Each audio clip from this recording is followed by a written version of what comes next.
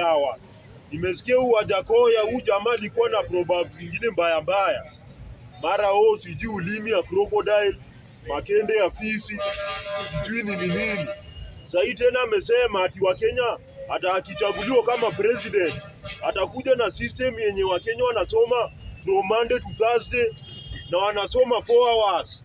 After hapo wanaenda nyumbani Friday mpaka Sunday, watoto wapumzike.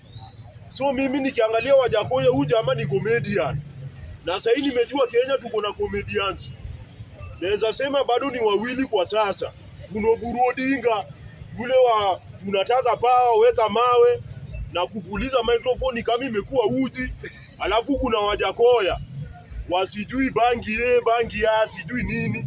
Sijui bangi gunia 7, sijui zitalipa loan. So wawili ni jokers.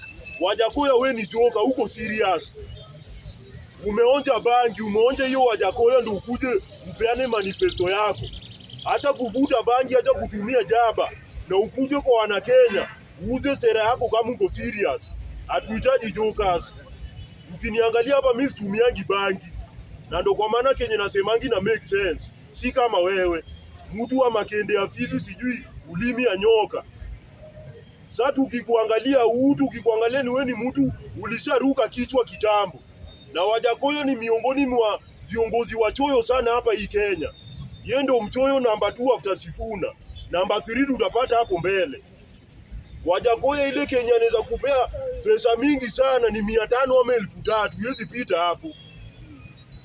So kiongozi mchoyo hatuwezi pea kura hii Kenya, na comedian hatuwezi pea kura hii Kenya. Kuja na agenda mzuri. Which means hadi activists wenye wanataka kuwa viongozi hapa Kenya wako more serious kuliko Wajakoya. At least vitu wenye wanasema zina make sense. Manifesto ya Morara Kebaso huwezi kuombea na manifesto ya Wajakoya. Wajakoya ni joka.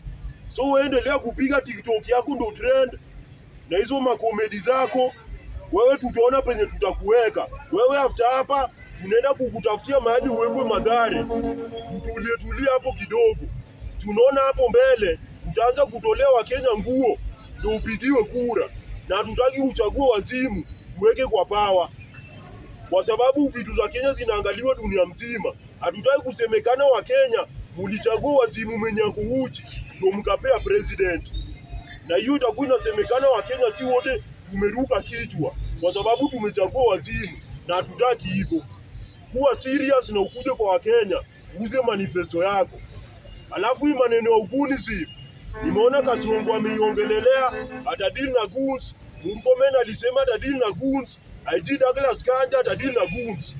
Hao watu wenye nimetaja wote ni goons, kwa sababu hao wanajua wanasiasa wenye wanafanda hao goons na wezi take action.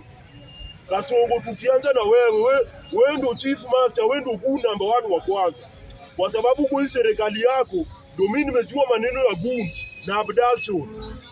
Kwanza hii abduction wewe ndio unaifanya vizuri sana.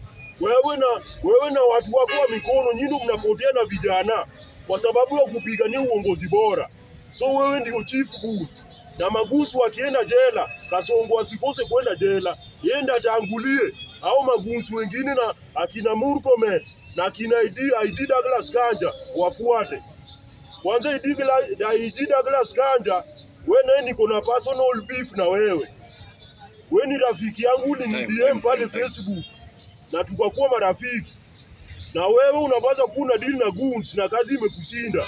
So mimi urafiki yangu na IG Douglas Kanja imeisha, kwa sababu utakuwa rafiki yangu na nikipenduka hivi nyinyi ndio mnapotea na vijana.